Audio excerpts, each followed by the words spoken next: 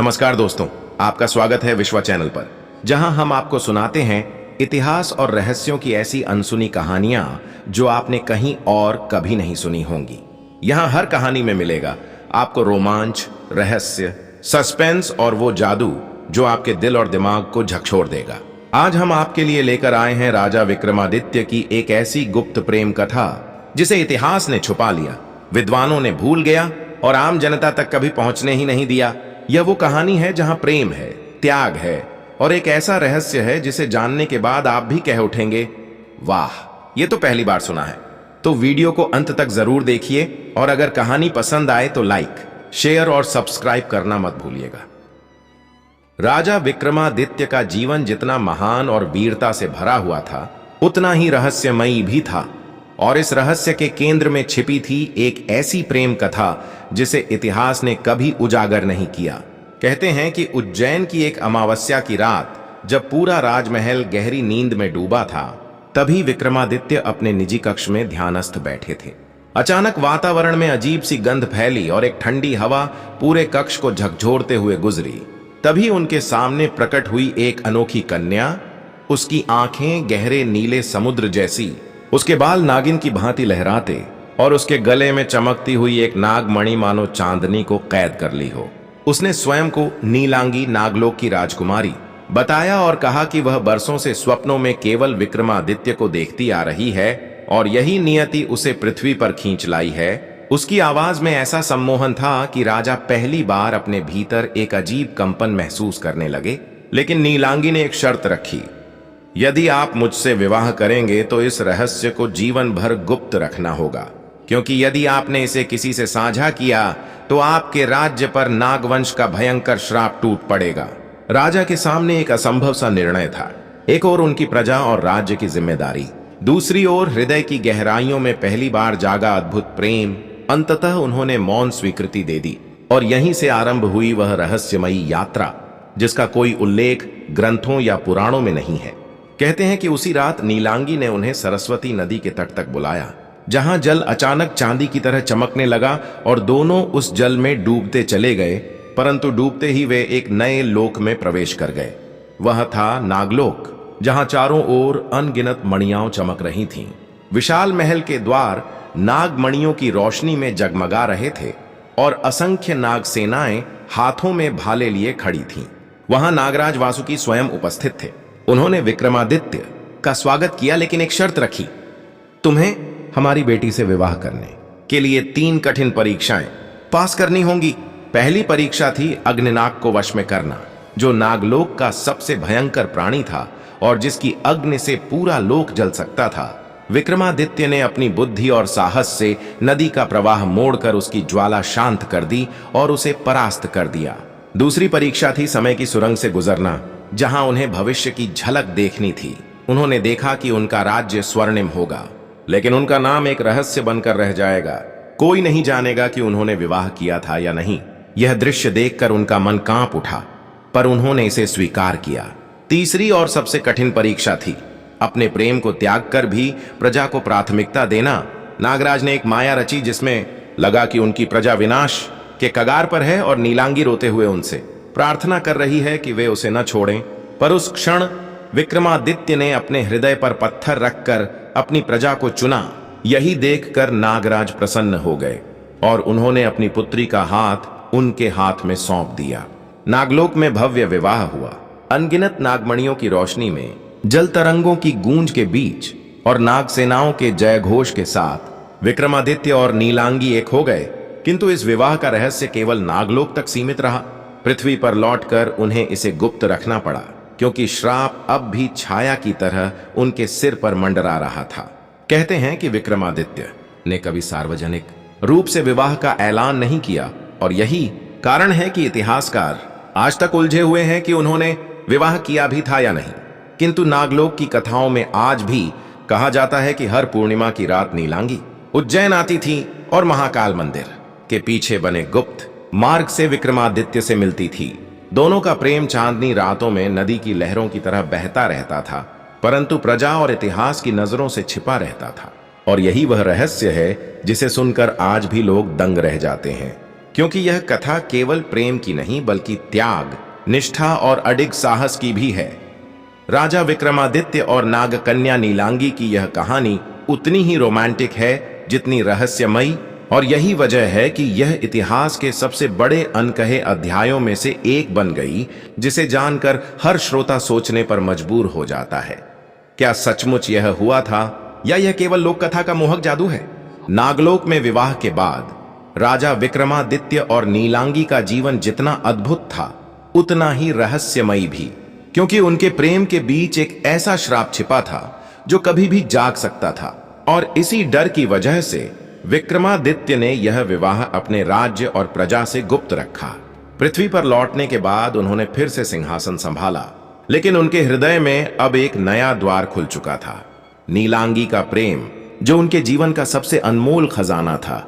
हर पूर्णिमा की रात वह महाकाल मंदिर के पीछे बने गुप्त मार्ग से निकलकर चुपचाप विक्रमादित्य से मिलने आती थी। दोनों का मिलन रहस्यों और चांदनी रातों का संगम बन गया था। वे नदी किनारे बैठते, एक दूसरे की आंखों में खो जाते और भविष्य के सपने देखते, किंतु नीलांगी हमेशा डरती रहती कि कहीं श्राप उनके सुख को न निगल ले। एक रात उसने विक्रमादित्य से कहा, महाराज, मैं जानती हूं कि आप प्रजा और धर्म के लिए जीते हैं, लेकिन एक बात सदा याद रखिएगा, यदि हमारे विवाह का रहस्य कभी उजागर हुआ तो नागवंश का क्रोध पृथ्वी पर टूट पड़ेगा और तब ना आप बच पाएंगे न मैं। यह सुनकर विक्रमादित्य का हृदय भारी हो गया, लेकिन उन्होंने दृढ़ स्वर में कहा, नीलांगी, मैं वचन देता हूं कि जब तक श्वास है मैं इस रहस्य को सुरक्षित रखूंगा और तुम्हारे प्रेम को सम्मान दूंगा। समय बीतता गया, उज्जैन समृद्धि की ओर बढ़ता रहा, लेकिन धीरे धीरे दरबार में अजीब घटनाएं होने लगी।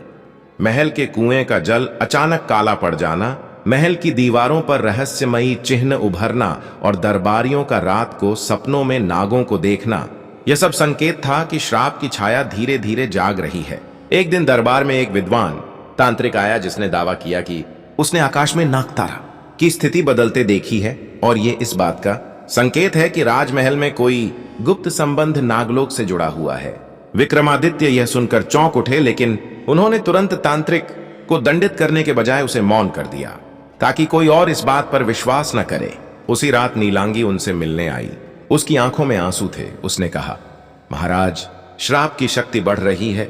नागलोक के कुछ शक्तिशाली नाग इस विवाह को स्वीकार नहीं कर पा रहे हैं और वे हमें अलग करने के लिए षड्यंत्र रच रहे हैं। आपको सावधान रहना होगा। विक्रमादित्य ने उसका हाथ थामते हुए कहा, जब तक मैं जीवित हूं कोई भी शक्ति हमें अलग नहीं कर सकती। लेकिन उन्हें अंदाजा नहीं था कि अगली ही परीक्षा उनकी प्रतीक्षा कर रही थी। कुछ ही दिनों बाद राज्य में एक रहस्यमयी युवती आई जिसने स्वयं को किसी दूर देश की राजकुमारी बताया और दरबार में आकर राजा से विवाह का प्रस्ताव रख दिया। पूरा दरबार स्तब्ध रह गया, लेकिन असली रहस्य यह था कि वह युवती कोई साधारण इंसान नहीं बल्कि नागलोक के विद्रोही नागों द्वारा भेजी गई मायावी कन्या थी, जिसका उद्देश्य था विक्रमादित्य और नीलांगी के संबंध को उजागर करना। विक्रमादित्य ने उसे ठुकरा दिया, किंतु उसी रात वह युवती अचानक महल के आंगन में प्रकट हुई और पूरे राज दरबार के सामने झर उगलने लगी। तभी नीलांगी वहां पहुंची और दोनों में भयंकर संघर्ष हुआ। आकाश बिजली से गूंज उठा, धरती कांपने लगी और पूरा महल एक अद्भुत दृश्य का साक्षी बन गया। दो नाग कन्याओं के बीच का युद्ध, एक सच्चे प्रेम की रक्षा के लिए और दूसरी षड्यंत्र के लिए। अंततः नीलांगी ने अपने बलिदान और प्रेम से उस मायावी कन्या को हराया, लेकिन इस युद्ध के दौरान कुछ दरबारियों ने उन्हें उनकी असली नागकन्या रूप में देख लिया और रहस्य धीरे धीरे बाहर फैलने लगा। विक्रमादित्य को समझ आ गया कि अब श्राप का समय निकट है। उन्होंने नीलांगी से कहा, अब हमें इससे बड़ी लड़ाई लड़नी होगी। यह प्रेम केवल हमारा निजी सुख नहीं बल्कि समस्त पृथ्वी और नागलोक के संतुलन की परीक्षा है।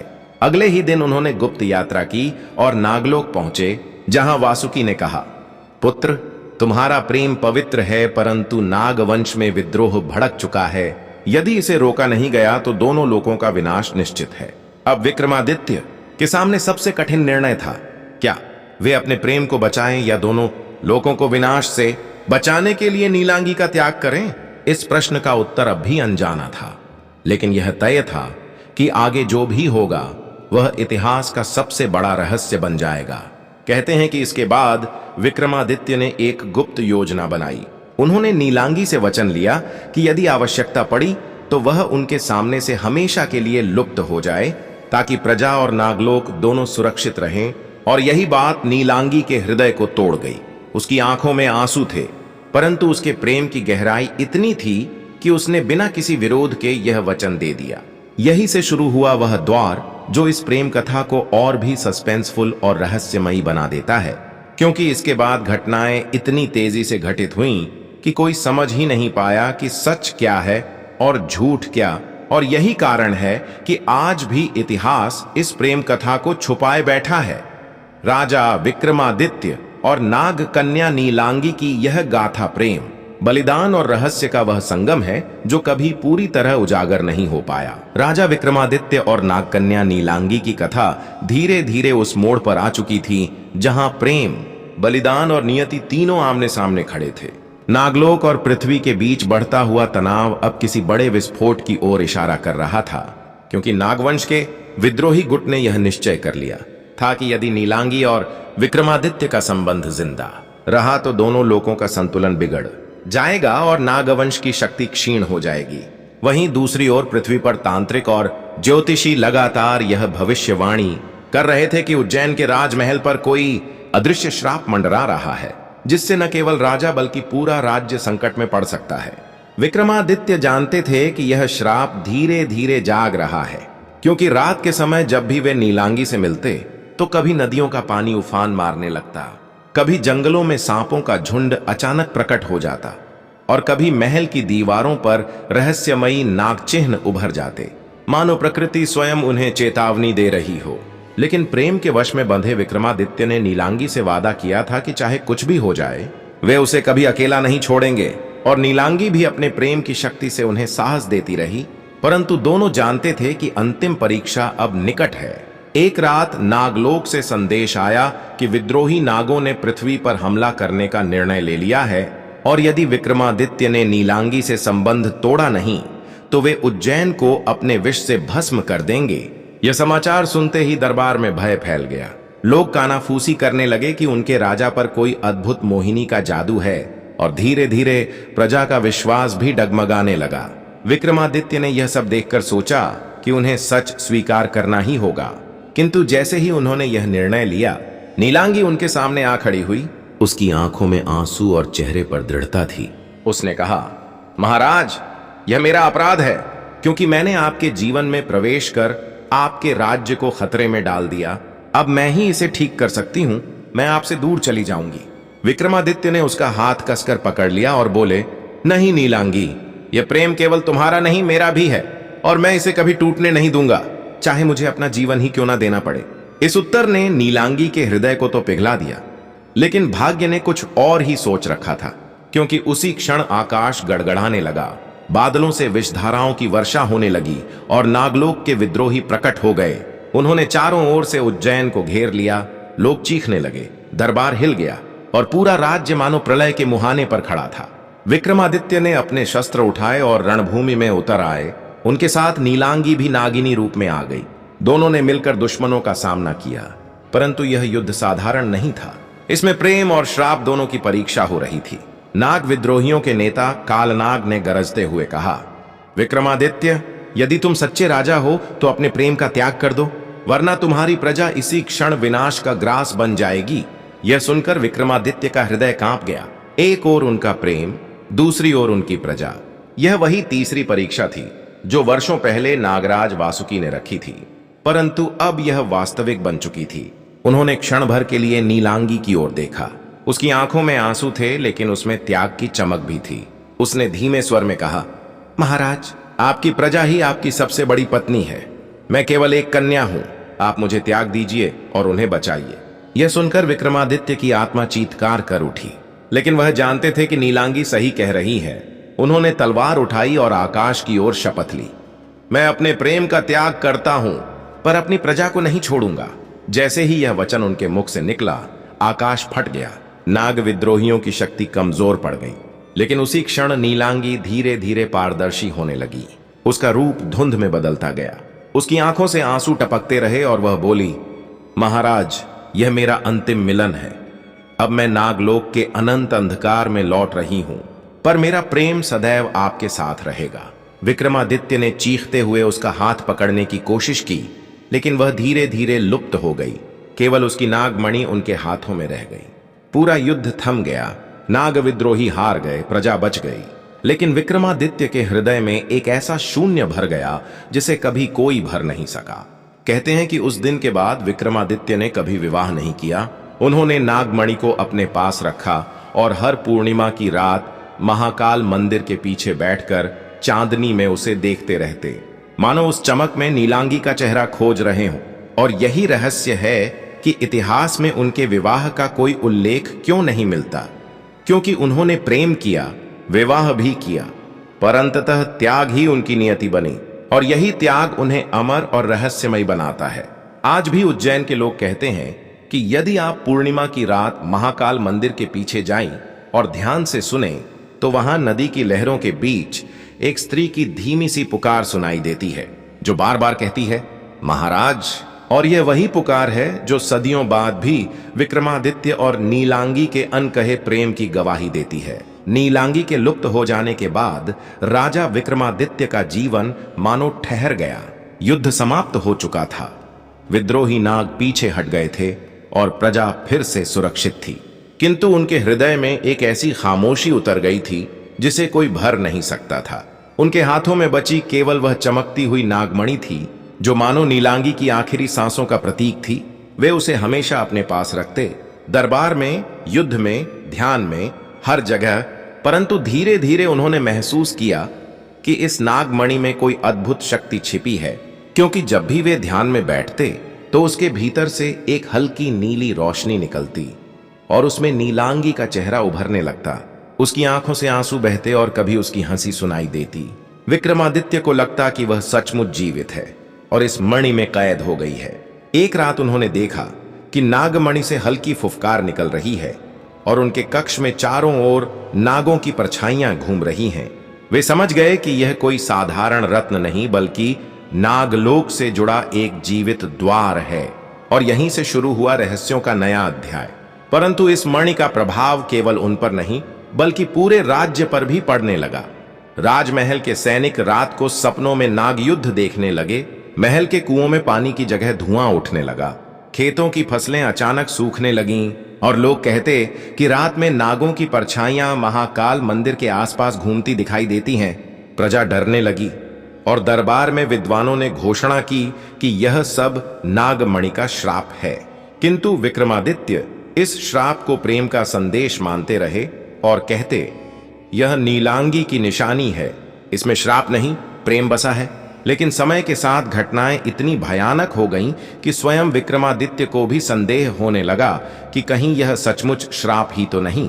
तभी एक दिन दरबार में एक वृद्ध साधु आए, जिन्होंने कहा, राजन, यह नागमणि केवल एक रत्न नहीं, यह नागलोक और पृथ्वी के बीच का सेतु है। इसमें नीलांगी की आत्मा बंधी है, और जब तक इसे मुक्त नहीं किया जाएगा, न आप चैन से जी पाएंगे, न आपका राज्य सुरक्षित रह पाएगा।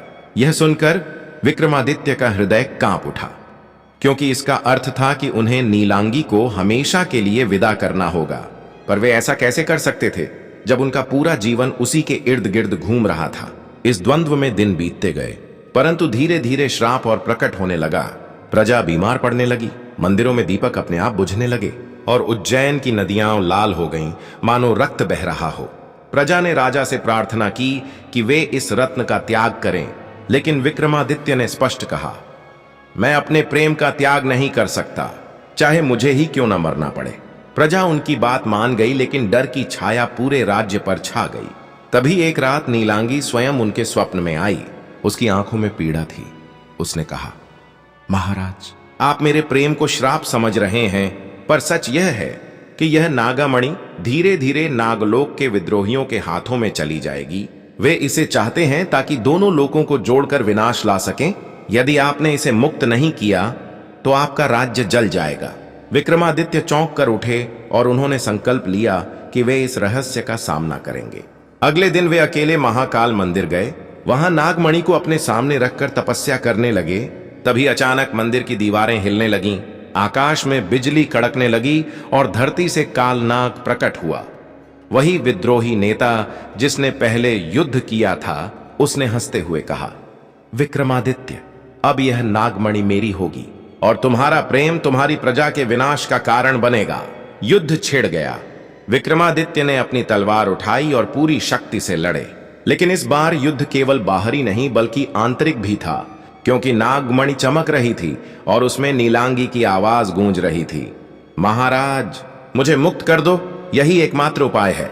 विक्रमादित्य का हृदय टूट गया। वे कैसे अपने प्रेम को मुक्त करें, जिसका अर्थ था उसे हमेशा के लिए खो देना। लेकिन जैसे ही कालनाग ने महाकाल मंदिर की दीवारों पर आघात किया और प्रजा की चीखें मंदिर तक पहुंची, विक्रमादित्य ने अंतिम निर्णय लिया। उन्होंने तलवार उठाई, नागमणि को अपने हृदय से लगाया और बोले, नीलांगी, यदि तुम्हें मुक्त करने से मेरी प्रजा बचती है तो मैं यह बलिदान कर दूंगा। और उन्होंने तलवार से नागमणि को तोड़ दिया। उसी क्षण एक अद्भुत प्रकाश फैल गया। मंदिर की दीवारें रोशन हो गईं, आकाश से अमृत की वर्षा हुई और नीलांगी का स्वर गूंजा, महाराज, आपने मुझे मुक्ति दी है, यही हमारा सच्चा प्रेम है। मैं अब भी आपके साथ हूं, लेकिन अनंत आकाश में। कालनाग उस प्रकाश से जलकर राख हो गया। श्राप समाप्त हो गया, प्रजा सुरक्षित हो गई। परंतु विक्रमादित्य के हाथों में अब केवल टूटे हुए मणि के टुकड़े थे और आंखों में नीलांगी की अंतिम छवि। कहते हैं कि इसके बाद वे कभी हंसे नहीं, कभी विवाह नहीं किया और जीवन भर केवल महाकाल मंदिर में साधना करते रहे। और यही कारण है कि उनके विवाह की कोई गवाही इतिहास में नहीं मिलती, क्योंकि उनका प्रेम केवल उनका निजी रहस्य था, जो श्राप, बलिदान और त्याग के बीच सदा के लिए अनकहा रह गया। नागमणि के टूट जाने और नीलांगी की आत्मा के मुक्त हो जाने के बाद उज्जैन का राज्य धीरे धीरे श्राप से मुक्त होकर पुनः समृद्ध होने लगा। प्रजा प्रसन्न थी, खेतों में हरियाली लौट आई, नदियों का जल निर्मल हो गया और मंदिरों की घंटियां फिर से गूंजने लगीं। किंतु इन सब के बीच राजा विक्रमादित्य का जीवन शून्य हो चुका था। वे अब भी दिन रात महाकाल मंदिर में बैठकर उसी आवाज को सुनने की कोशिश करते जो कभी नागमणि से आती थी, परंतु अब वहां केवल सन्नाटा था। दरबार के मंत्री और पंडित कहते कि राजा को अब विवाह कर लेना चाहिए, राज्य के लिए वारिस होना चाहिए, लेकिन विक्रमादित्य मुस्कुराकर बस इतना कहते, मेरा हृदय पहले ही विवाह कर चुका है और वह विवाह अनंत है। प्रजा समझती थी कि उनका राजा प्रेम के बंधन में कैद है, किंतु बहुत कम लोग जानते थे कि यह कैद दरअसल एक और रहस्य का द्वार खोल रही थी। क्योंकि एक रात जब राजा अपने कक्ष में अकेले ध्यान में बैठे थे, अचानक चारों ओर वही नीली आभा फैल गई जो नागमणि से निकलती थी और उनके सामने धुंधली सी नीलांगी की परछाई उभरी।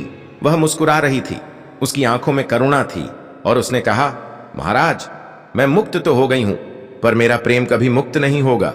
यह प्रेम अब आपके मार्ग का पथ प्रदर्शक बनेगा। विक्रमादित्य अवाक रह गए। उन्होंने हाथ बढ़ाकर उसे छूना चाहा, पर वह धुंध की तरह विलीन हो गई, केवल उसकी मधुर आवाज रह गई। इस घटना ने उन्हें और भी रहस्य में डुबो दिया, क्योंकि इसका अर्थ था कि नीलांगी केवल स्मृति नहीं बल्कि सचमुच उनकी आत्मा के साथ जुड़ गई थी और अब वह भविष्य के खतरों की चेतावनी देने वाली परछाई बन चुकी थी। अगले दिन दरबार में एक विचित्र घटना घटी। एक दूत आया जिसने बताया कि दूर के राज्य से एक सुंदर कन्या आई है जो स्वयं को मणिपुर की राजकुमारी बताती है। उसने कहा है कि वह केवल राजा विक्रमादित्य से ही विवाह करेगी और यदि राजा ने उसे ठुकरा दिया तो उसका राज्य विनाश हो जाएगा। मंत्रीगण ने इसे संयोग समझा, पर विक्रमादित्य का हृदय कांप गया, क्योंकि पिछली रात नीलांगी की परछाई ने कहा था, एक छाया आएगी जो तुम्हें छलने का प्रयास करेगी, सावधान रहना। जब राजकुमारी दरबार में आई, उसकी सुंदरता अपूर्व थी। सब मंत्रमुग्ध हो गए, लेकिन विक्रमादित्य ने उसकी आंखों में झांक कर तुरंत पहचान लिया कि उसमें एक गहरी अंधेरी शक्ति छिपी है। उन्होंने मुस्कुराकर कहा, राजकुमारी, आप विवाह की बात करती हैं, लेकिन मैं तो पहले ही प्रेम के बंधन में हूं और वह बंधन मृत्यु से भी परे है। यह सुनकर राजकुमारी की आंखें लाल हो गईं। उसकी हंसी फुफकार में बदल गई और दरबार में अचानक धुआं फैल गया। सब घबरा कर उठे तो देखा कि वह राजकुमारी दरअसल कालनाग की बहन थी जो प्रतिशोध लेने आई थी। उसने शाप दिया, विक्रमादित्य, तुम्हें हर जन्म में अपने प्रेम से वंचित रहना होगा। तुम कभी अपने प्रेम को पा नहीं सकोगे। हर बार किसी न किसी रूप में तुम्हारे बीच मृत्यु। बाधा और विरह आएगा। यह कहकर वह गायब हो गई, किंतु जाते जाते उसने दरबार की दीवारों पर एक अदृश्य चिन्ह अंकित कर दिया, जो बाद में रक्त की तरह रिसने लगा। दरबार स्तब्ध रह गया और सब सोचने लगे कि अब यह नया श्राप राज्य को कहां ले जाएगा। किंतु विक्रमादित्य चुपचाप महाकाल मंदिर गए। वहां उन्होंने घंटों ध्यान लगाया और नीलांगी की परछाई पुनः प्रकट हुई। उसने कहा, महाराज, यह श्राप सत्य है, किंतु इसे तोड़ने का एक ही उपाय है। आपको वह मार्ग खोजना होगा जहां प्रेम और बलिदान दोनों एक हो जाए। यह यात्रा आपको धरती से परे लोकों के पार ले जाएगी। यह सुनकर विक्रमादित्य ने संकल्प लिया कि वे इस नए रहस्य को भी सुलझाएंगे, चाहे इसके लिए उन्हें अपने जीवन का बलिदान ही क्यों न देना पड़े। कहते हैं इसके बाद विक्रमादित्य कई अज्ञात यात्राओं पर निकले। वे हिमालय की गुफाओं तक गए जहां आर्षि मुनियों ने उन्हें ब्रह्म ज्ञान दिया। फिर समुद्र के मध्य छिपे द्वीप पर पहुंचे जहां अप्सराएं उन्हें रोकने आईं, परंतु हर बार नीलांगी की परछाई उन्हें मार्ग दिखाती और वे खतरे पार कर जाते। इस यात्रा में उन्होंने जाना कि प्रेम केवल एक स्त्री या पुरुष का बंधन नहीं, बल्कि आत्मा और अनंत का संबंध है, और यही संबंध उन्हें बार बार श्राप से लड़ने की शक्ति देगा। परंतु कहानी यहीं समाप्त नहीं होती, क्योंकि नीलांगी की परछाई ने अंत में कहा, महाराज, अगली बार जब हम मिलेंगे तब या तो श्राप टूटेगा या आपकी गाथा सदा के लिए रहस्य बन जाएगी।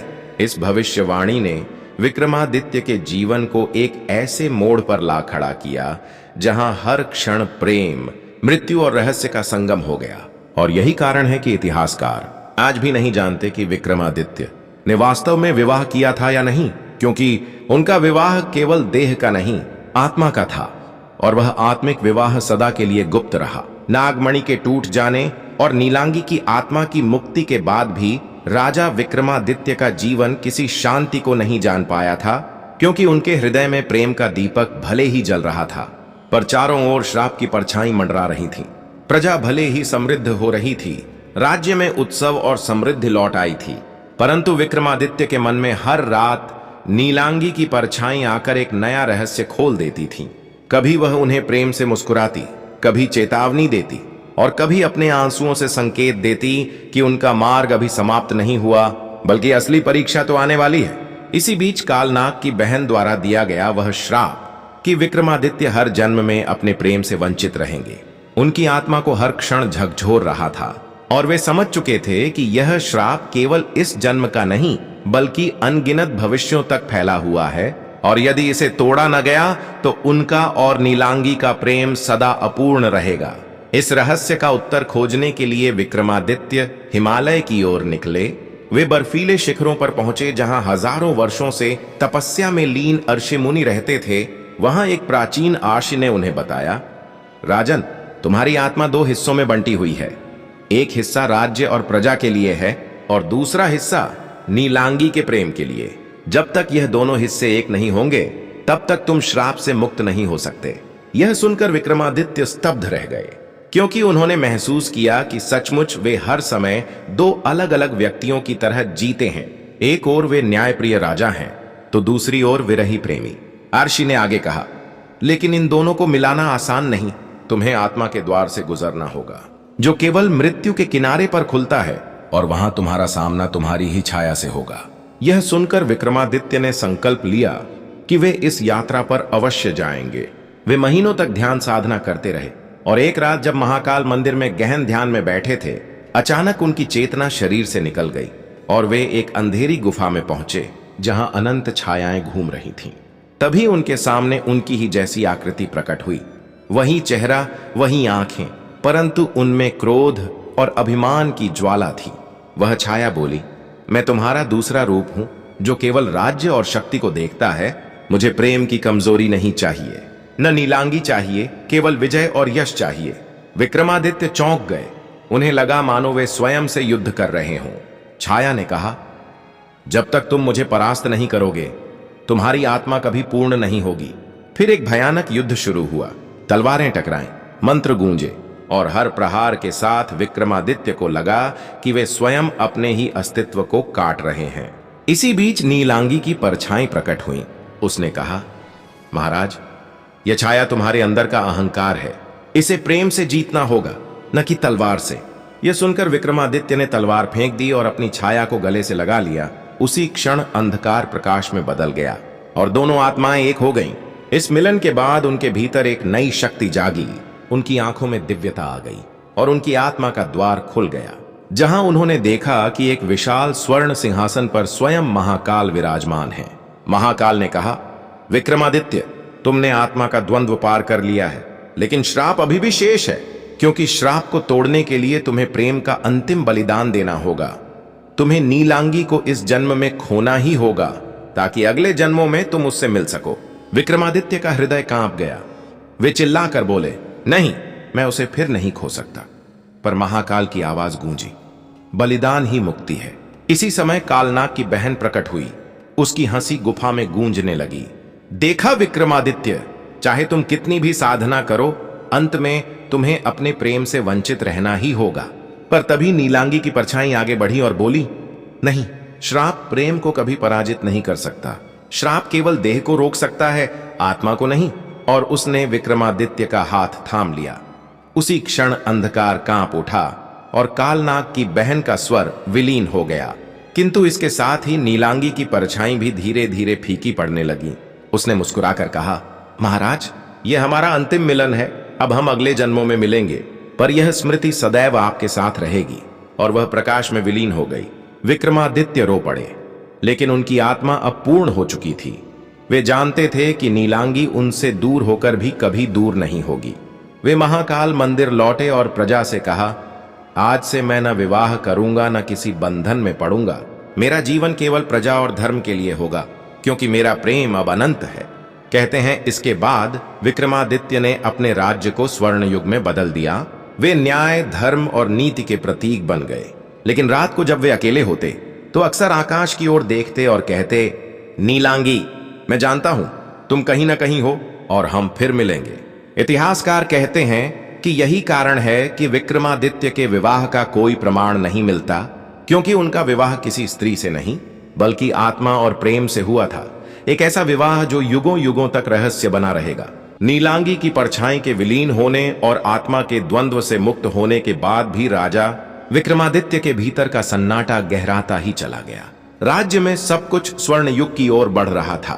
प्रजा सुखी थी, अन्न और जल प्रचुर था, न्याय और धर्म अपने चरम पर थे। किंतु राजा के हृदय में हमेशा एक अनजाना बोझ था, जैसे कोई अदृश्य धागा उन्हें भविष्य की ओर खींच रहा हो। वे जानते थे कि श्राप अभी टूटा नहीं है, और यदि वह सचमुच जन्म जन्मांतर तक फैला है तो उसके प्रभाव से बच पाना असंभव होगा। परंतु भीतर कहीं एक आवाज उन्हें यह भी कहती थी कि नीलांगी फिर लौटेगी, चाहे किसी और रूप में, चाहे किसी और जन्म में। यह विचार उन्हें रात दिन बेचैन रखता। वे अक्सर महाकाल मंदिर में ध्यानमग्न हो जाते और देवताओं से प्रार्थना करते कि उन्हें भविष्य की झलक दी जाए। और एक रात उनकी तपस्या रंग लाई। जब उन्होंने आंखें बंद की तो देखा कि वे किसी अज्ञात लोक में खड़े हैं। चारों ओर प्रकाश और अंधकार का संगम है और अनगिनत आत्माएं भटक रही हैं। तभी महाकाल का स्वर गूंजा, विक्रमादित्य, तुमने आत्मा का द्वंद्व पार किया है, किंतु प्रेम का श्राप अभी भी शेष है। अब समय है तुम्हें अपने अगले जन्म की झलक देखने का, ताकि तुम जान सको कि यह यात्रा कितनी लंबी है। जैसे ही यह स्वर गूंजा, उनके सामने दृश्य बदल गया और उन्होंने देखा कि वे किसी अन्य युग में जन्म ले चुके हैं। एक साधारण मनुष्य के रूप में जो गरीब है, संघर्ष कर रहा है, और वहीं एक कन्या है जिसकी आंखों में वही नीलांगी की छवि है, वही मुस्कान, वही करुणा। परंतु दोनों के बीच समाज की दीवारें, गरीबी और मजबूरी खड़ी हैं, और हर बार जब वे पास आते हैं तो कोई ना कोई परिस्थिति उन्हें अलग कर देती है। विक्रमादित्य चौंक गए। यह तो वही श्राप है जो कालनाग की बहन ने दिया था कि हर जन्म में प्रेम अधूरा रहेगा। फिर उन्होंने एक और दृश्य देखा। इस बार वे किसी भविष्य काल में हैं, जहां राजमहल नहीं बल्कि ऊंचे महलों जैसे भवन, रथों की जगह उड़ते रथ और चमकती नगरियां हैं। और वहां भी वे एक स्त्री को देखते हैं जो नीलांगी का ही रूप है। परंतु वहां भी किसी साजिश, किसी षड्यंत्र के कारण दोनों मिल नहीं पाते। यह देखकर विक्रमादित्य की आत्मा कांप उठी। उन्हें लगा जैसे वे हजारों जन्मों की पीड़ा एक साथ देख रहे हों। तभी नीलांगी की परछाई उनके सामने प्रकट हुई, इस बार और भी स्पष्ट रूप में। उसने कहा, महाराज, यही श्राप है, परंतु हर श्राप में एक मार्ग छिपा होता है। और वह मार्ग है अमर स्मृति। यदि आप स्मृति को अगले जन्मों में लेकर जा सके तो हम अंततः मिल पाएंगे, चाहे श्राप कितना भी लंबा क्यों ना हो। विक्रमादित्य ने पूछा, लेकिन स्मृति तो जन्म के साथ मिट जाती है, उसे कैसे बचाया जा सकता है? नीलांगी ने मुस्कुराकर कहा, उसका उपाय तुम्हारे पास ही है। वह नागमणि के टूटे हुए टुकड़े, वे केवल रत्न नहीं बल्कि आत्मा के दर्पण हैं। यदि तुम उन्हें साधना से अमृतमय कर सको तो वे स्मृति को जन्म जन्मांतर तक ले जा सकेंगे। यह सुनते ही विक्रमादित्य का हृदय कांप उठा। उन्होंने निर्णय लिया कि वे अब नागमणि के टुकड़ों को साधना का केंद्र बनाएंगे, चाहे इसके लिए उन्हें प्राण तक क्यों न त्यागने पड़े। अगले दिन से वे महाकाल मंदिर की गुफाओं में चले गए। उन्होंने पूरे राज्य को मंत्रीगण और विद्वानों के हाथों में सौंप दिया और स्वयं टूटे हुए मणि के टुकड़ों के साथ कठोर तपस्या करने लगे। वे कई वर्षों तक गहन ध्यान में रहे। उनका शरीर सूख गया, लेकिन उनकी आंखों में दिव्यता और आत्मा में अपूर्व तेज आ गया। प्रजा उन्हें देवता मानने लगी।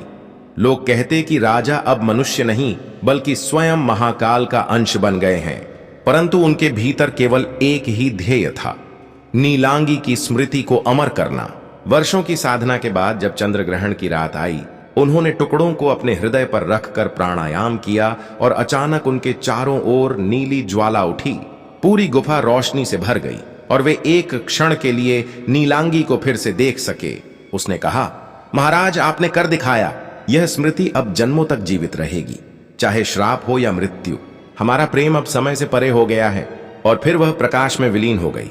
परंतु उसी क्षण विक्रमादित्य का शरीर गिर पड़ा। वे गहरी समाधि में चले गए और प्रजा को लगा कि उनका राजा अब नहीं रहा। परंतु उनके चेहरे पर एक ऐसी मुस्कान थी जो बताती थी कि वे हारकर नहीं बल्कि एक अमर व्रत को पूरा करके गए हैं।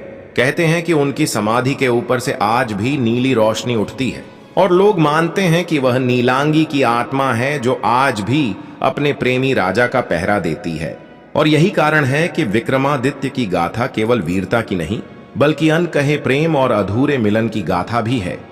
एक ऐसी गाथा जो युगों तक रहस्य बनी रहेगी। समाधि में प्रवेश करने के बाद वर्षों बीत गए।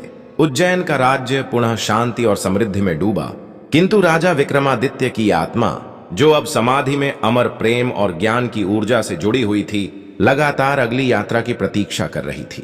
कहते हैं कि एक रात जब पूर्णिमा का चांद आकाश में पूर्ण रूप से चमक रहा था, एक अद्भुत प्रकाश ने महाकाल मंदिर को घेर लिया और उसी प्रकाश के माध्यम से विक्रमादित्य की आत्मा पुनर्जन्म के चक्र में प्रवाहित हुई। वे उस समय जन्म लेते हैं जहां उनका शरीर और जीवन बिल्कुल नए रूप में है, पर उनकी आत्मा के अंदर वही अनुभव, वही ज्ञान और वही प्रेम शक्ति अनवरत रूप से जीवित है। इस जन्म में वे एक साधारण बालक के रूप में पैदा होते हैं, परंतु उनके चारों ओर अद्भुत घटनाएं होती हैं। जब भी वे किसी संकट में पड़ते, नागमणि की ऊर्जा उनके हृदय को चेतावनी देती और नीलांगी की परछाई, जो अब एक मार्गदर्शक के रूप में उनके पास होती, उन्हें दिशा दिखाती। बालक विक्रमादित्य धीरे धीरे समझते हैं कि उनका जीवन साधारण नहीं है। उन्हें लगता है कि उनके भीतर कोई अदृश्य शक्ति है और वे जानते हैं कि यह शक्ति केवल प्रेम और न्याय के लिए ही है। एक दिन जब वह अपने गांव की नदी किनारे खेल रहे थे, उन्होंने देखा कि एक कन्या, जिसकी आंखों में नीली चमक है, अचानक नदी से प्रकट होती है और उनकी आत्मा तुरंत पहचान लेती है कि यह वही नीलांगी है। परंतु इस जन्म में उसका रूप बदल चुका है। उसका व्यक्तित्व और भी शक्तिशाली और रहस्यमयी है। कन्या विक्रमादित्य की ओर मुस्कुराती है और कहती है, विक्रमादित्य, हमारा प्रेम इस जन्म में भी चुनौतीपूर्ण होगा, लेकिन यदि तुम मेरा हाथ थामोगे और हर परीक्षा पार करोगे तो हम अंततः सदा के लिए मिलेंगे। इस समय विक्रमादित्य की आत्मा में खुशी और आश्चर्य दोनों का संगम होता है, परंतु उनकी खुशी लंबे समय तक नहीं टिकती, क्योंकि उसी क्षण कालनाग की पुनर्जन्मित शक्ति, जो अब एक शक्तिशाली योद्धा के रूप में जन्म ले चुकी है, सामने प्रकट होती है। वह कहता है, विक्रमादित्य, यह जन्म तुम्हारा अंतिम अवसर नहीं है। मैं इस बार तुम्हारे प्रेम को सदा के लिए अलग करने आया हूं। इस बार तुम्हारा राज्य और आत्मा दोनों मेरे हाथ में होंगे। विक्रमादित्य जानते थे कि यह युद्ध केवल बाहरी नहीं बल्कि आंतरिक शक्ति और प्रेम का भी है, और अब उन्हें न केवल तलवार बल्कि अपने विवेक, धैर्य और आत्मा की शक्ति से लड़ना होगा। इसी बीच नीलांगी उन्हें मार्गदर्शन देती है, महाराज, इस बार केवल बल और ज्ञान से ही नहीं, तुम्हें प्रेम और त्याग का सही संतुलन बनाना होगा, तभी हम दोनों एक हो पाएंगे। विक्रमादित्य ने गहरी सांस ली और अपने भीतर की दिव्यता को जागृत किया। उनका मन, हृदय और आत्मा पूरी तरह जाग चुके थे। युद्ध आरंभ हुआ। कालनाग की शक्ति और भी बढ़ गई थी।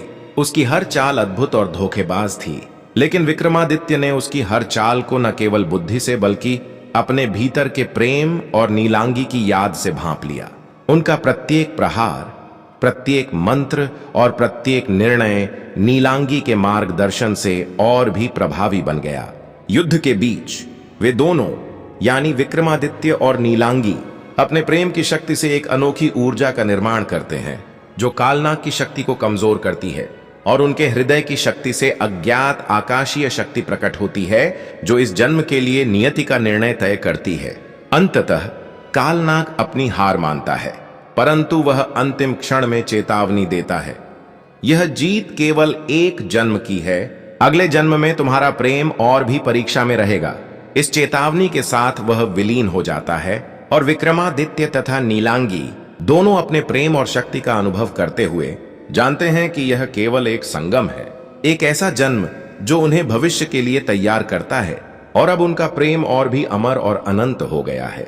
इसके बाद विक्रमादित्य और नीलांगी राज्य और प्रजा की सेवा में लग जाते हैं, परंतु रात को जब पूरा नगर सोता है वे अक्सर महाकाल मंदिर के पास जाते हैं। नीलांगी की परछाई उनके साथ होती है और वे दोनों चुपचाप चांदनी रात में अपने प्रेम, शक्ति और अनुभवों को साझा करते हैं। कहते हैं कि यह यात्रा न केवल उनकी आत्माओं के लिए बल्कि उनके राज्य के लिए भी वरदान बन गई, और यही कारण है कि इतिहासकार आज भी नहीं जान पाए कि उनके विवाह या प्रेम की वास्तविक कहानी क्या थी, क्योंकि यह केवल एक अनंत प्रेम, शक्ति और परीक्षा की कथा है जो हर जन्म में नई रूपरेखा, नए संघर्ष और नए प्रेम के साथ प्रकट होती रहती है। और उज्जैन के महाकाल मंदिर की नीली रोशनी आज भी इस प्रेम, शक्ति और रहस्य की गवाही देती है, और जो कोई पूर्णिमा की रात वहां ध्यान लगाए उसे लगता है कि किसी अमर प्रेम की परछाई उसके साथ खड़ी है जो उसे भविष्य के रहस्यों और सत्य का मार्ग दिखा रही है। पुनर्जन्म और नए संगम के बाद विक्रमादित्य और नीलांगी अपने प्रेम, शक्ति और ज्ञान के साथ तैयार थे, लेकिन यह अंतिम परीक्षा अब उनके सामने थी, क्योंकि कालनाग की बहन द्वारा दिया गया शाप, नीलांगी की परछाई और उनके पिछले जन्मों का अनुभव सब कुछ मिलकर उन्हें एक ऐसी चुनौती दे रहे थे जो न केवल शारीरिक थी बल्कि आत्मा और मन की भी थी। उज्जैन का राज्य भले ही समृद्ध और शांत था, परंतु बाहर के अज्ञात शक्तियों ने फिर से हस्तक्षेप करना शुरू कर दिया। जंगलों में अजीब प्राणी प्रकट हुए, नदियां अचानक बाढ़ जैसी हो गईं और आसमान में लाल बादल मंडराने लगे, जैसे चेतावनी हो कि नियति का अंतिम घड़ी अब करीब है। विक्रमादित्य ने महाकाल मंदिर में नीलांगी के साथ मिलकर प्रार्थना की। उन्होंने यह महसूस किया कि अब केवल शक्ति और तलवार से नहीं बल्कि प्रेम और त्याग से ही वे इस संकट से बाहर निकल सकते हैं। उसी रात पूर्णिमा की चांदनी में नीलांगी की परछाई प्रकट हुई और बोली, महाराज, यह अंतिम परीक्षा है। इसमें हम दोनों को अपनी आत्मा और प्रेम का सर्वोच्च बल दिखाना होगा, तभी हमारा बंधन अनंत बन पाएगा। विक्रमादित्य ने गहरी सांस ली और उन्होंने अपने भीतर की दिव्यता, अपने पिछले जन्मों की यादें और नीलांगी के साथ अपने अनुभवों को एकत्रित किया। उसी क्षण कालनाग की पुनर्जन्मित शक्ति, जो अब और भी प्रबल और भयावह थी, प्रकट हुई और उसने चिल्लाते हुए कहा, विक्रमादित्य, इस बार तुम्हें अपने प्रेम और राज्य दोनों को एक साथ खोना पड़ेगा, या फिर मैं तुम्हारा और नीलांगी का अस्तित्व सदा के लिए समाप्त कर दूंगा। इस चुनौती ने विक्रमादित्य को हिला दिया, पर उन्होंने नीलांगी की ओर देखा और उसकी आंखों में जो दृढ़ता और प्रेम की चमक थी, उसने उन्हें आश्वस्त किया कि वह हर परीक्षा पार कर सकते हैं। फिर दोनों ने मिलकर एक अद्भुत योजना बनाई। नीलांगी ने अपनी परछाई से विक्रमादित्य को मार्गदर्शन दिया कि किस प्रकार उन्हें कालनाग की शक्ति को उसके स्रोत पर यानी नागलोक में निष्क्रिय करना होगा। विक्रमादित्य ने ठान लिया कि वे न केवल युद्ध करेंगे बल्कि श्राप और समय के बंधन को भी तोड़ देंगे। वे नागलोक पहुंचे। वहां उन्होंने देखा कि कालनाग ने अपनी पूरी शक्ति से अजेय गढ़ बना रखा है, जिसके चारों ओर अशक्त प्राणी और जादुई बाधाएं हैं। विक्रमादित्य ने गहरी सांस ली और कहा, अब केवल तलवार या शक्ति से नहीं बल्कि प्रेम, त्याग और आत्मा की शक्ति से इसे जीतना होगा। उन्होंने नागमणि के टूटे हुए टुकड़ों को अपने हृदय पर रखा और नीलांगी ने अपनी परछाई से ऊर्जा भेजना शुरू की, जैसे प्रकाश और प्रेम का संगम हुआ। यह अद्भुत ऊर्जा कालनाग की शक्ति को तोड़ने लगी। उसकी हर चाल विफल होने लगी और अंततः वह स्वयं प्रकाश में विलीन हो गया। उसी क्षण नीलांगी ने कहा, महाराज, अब हमारा अंतिम बलिदान है। मैं इस जन्म में तुम्हारे साथ रहूंगी, पर हमें अपनी आत्मा को अगले जन्म तक जोड़ना होगा, तभी हम सदा के लिए मिल पाएंगे। विक्रमादित्य ने उसकी हाथ थामा और उन्होंने अपनी आत्मा और प्रेम को पूरी तरह समर्पित कर दिया। उसी क्षण उन्हें भविष्य की झलक मिली। वे अगले जन्म में मिलेंगे, परंतु उनकी शक्ति और प्रेम की परीक्षा फिर भी जारी रहेगी। यह समझकर विक्रमादित्य ने निश्चय किया कि चाहे कितने भी जन्म और कितनी भी परीक्षा हो, उनका प्रेम हमेशा अमर रहेगा।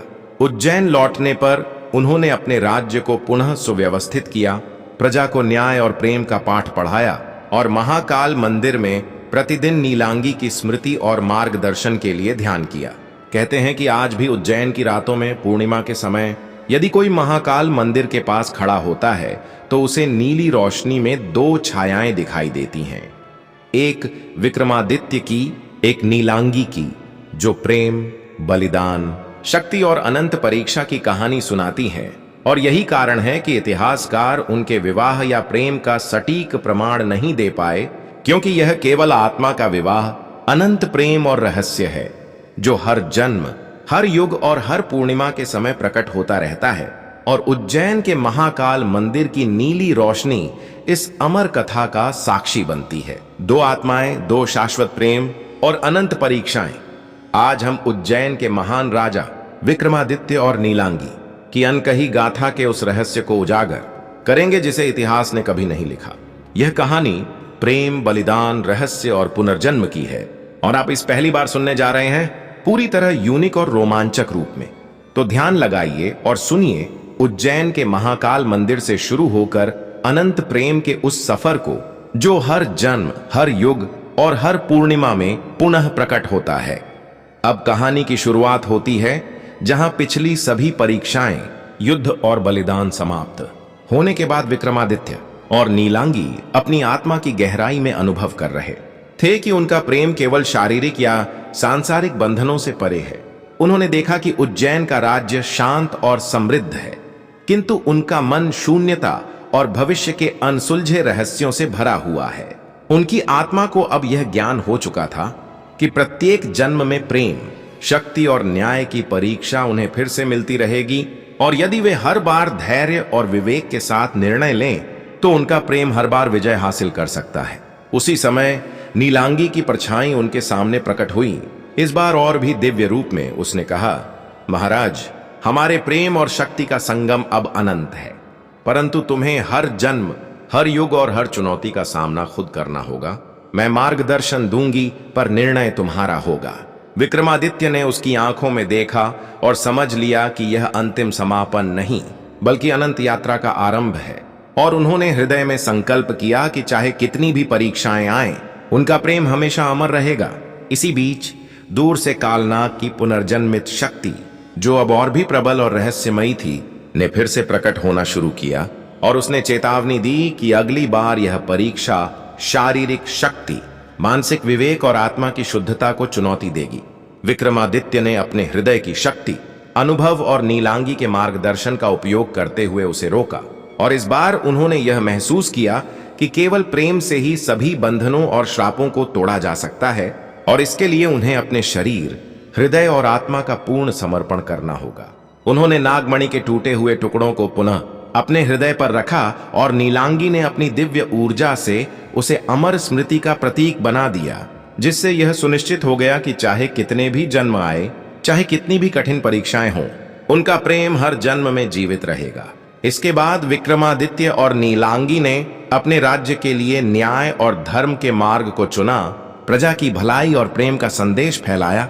और कहते हैं कि रात के समय जब पूरा नगर सोता है, महाकाल मंदिर की नीली रोशनी में वे दोनों प्रकट होते हैं, विक्रमादित्य की शक्ति और नीलांगी का मार्गदर्शन, दोनों एक साथ। और यह रोशनी लोगों को प्रेम, शक्ति और अनंत सत्य की अनुभूति कराती है। उनके प्रेम और बलिदान की गाथा उज्जैन के हर कोने में गूंजती है। हर नदी, हर मंदिर और हर पूर्णिमा की रात में उनकी उपस्थिति महसूस होती है और जो कोई भी उनके चरणों में श्रद्धा से बैठता है वह अनुभव करता है कि प्रेम केवल देह, जन्म या मृत्यु तक सीमित नहीं है, बल्कि यह एक अनंत, अमर और रहस्यमयी शक्ति है जो हर समय, हर युग और हर आत्मा के भीतर जीवित रहती है। कहते हैं कि इस गाथा का अंतिम रहस्य यह है कि विक्रमादित्य और नीलांगी का प्रेम अनंत है और उनका मिलन हर बार नए रूप में होता है, कभी राज्य की रक्षा में, कभी युद्ध में, कभी श्रापों और परीक्षाओं के बीच, लेकिन हर बार उनका प्रेम विजयी होता है। और इस प्रकार उनका नाम केवल इतिहास में नहीं बल्कि समय और आत्मा के हर आयाम में अमर हो जाता है। महाकाल मंदिर की नीली रोशनी आज भी बताती है कि यह प्रेम केवल एक कथा नहीं बल्कि जीवित सत्य है, और यही कारण है कि इतिहासकार उनके विवाह, उनकी कहानियों और उनके प्रेम का प्रमाण नहीं दे पाए, क्योंकि यह कथा केवल उनके अनुभव, बलिदान और अमर प्रेम की है जो प्रत्येक पूर्णिमा, प्रत्येक युद्ध और प्रत्येक सत्य के क्षण में प्रकट होती रहती है। इस अंतिम अध्याय में विक्रमादित्य ने समझ लिया कि प्रेम केवल प्राप्त करने या खोने की भावना नहीं बल्कि यह शक्ति, धैर्य, त्याग और आत्मा की यात्रा है, और नीलांगी की परछाई उनके साथ हर कदम पर है, मार्गदर्शन देती हुई, कहती हुई कि चाहे कितनी भी चुनौती क्यों ना आए, प्रेम और सत्य की शक्ति हमेशा विजयी होती है। कहते हैं कि आज भी उज्जैन के महाकाल मंदिर के चारों ओर जो नीली रोशनी उठती है वह इस अनंत गाथा की गवाही देती है, और जो कोई भी वहां ध्यान में बैठता है वह महसूस करता है कि विक्रमादित्य और नीलांगी का अमर प्रेम, शक्ति और बलिदान हर जन्म में पुनर्जीवित होता रहता है, और यही उनका अंतिम और अनंत रहस्य है जो सदा के लिए इतिहास, समय और आत्मा में जीवित रहेगा।